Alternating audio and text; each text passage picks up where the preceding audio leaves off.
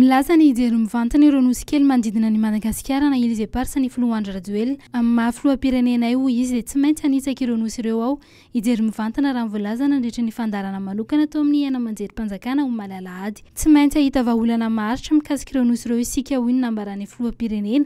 Narosony tamin'izany ny hijerena vahaolana iraisana satria isika ho izy tsy firenena matanjaka raha samy mijoro amin'ny heviny ho izy dia ampy 5 taona indray ny fifandirana. Vovombolamena milanja telo fango 5 sy 700 kilao indray no tratehaka teny amin'ny seranam-piaramanidina iraisam-pirenena Ivato ny sabotsy teo. Teratany vahiny iray no voarohirohy amin'ny fikasana saika hanondrana antsokosoko ireo volamena ireo. Raha ny voalaza ny fatitseranana dia tazomina raha atao famotorana ao anivon'ny Sapandrara, mpanao fanadihadiana ao amin'ny fatitseranana ilay voarohirohy mialohan'ny andefasana azy any anivon'ny fitsarana. Saika iondrana any Dubai tamin'ny sidina Etiopiana Airlines ity lehilahy ity ny tratra rehefa nampandalovana scanner ny entana noentiny dia hita fa nisy zavatra nampiaya. Rehefa nosokafana izany dia hita tokoa fa nisy volamena nafenina tanaty fonosana papier aluminium ary nasitrika tao anaty rice cooker. Ireo volamena dia naterina avy hatrany any amin'ny banky Foibe araky ny lalàna Manankery. Anao fanamiana vaovao sy kiraro vaovao ary miavaka ny foloalindahy malagasy. Mandritra ny fankalazana ny faha 5 taona, niverena ny fahaleovantena sady ihany koa faha 5 taona ny foloalindahy malagasy. Hoy ny voalaza ny filoha Andry Rajoelina ho Malalahady.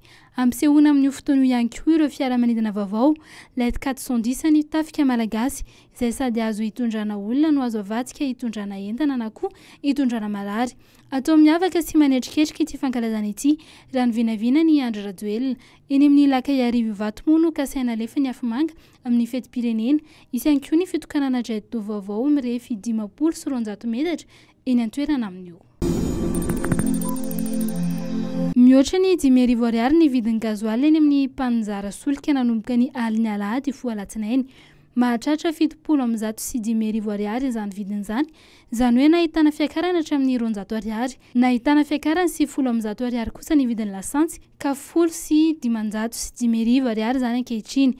Lasa 30 sy 203 arivo kosa ny solitany raha 30 sy 3 izany teo aloha.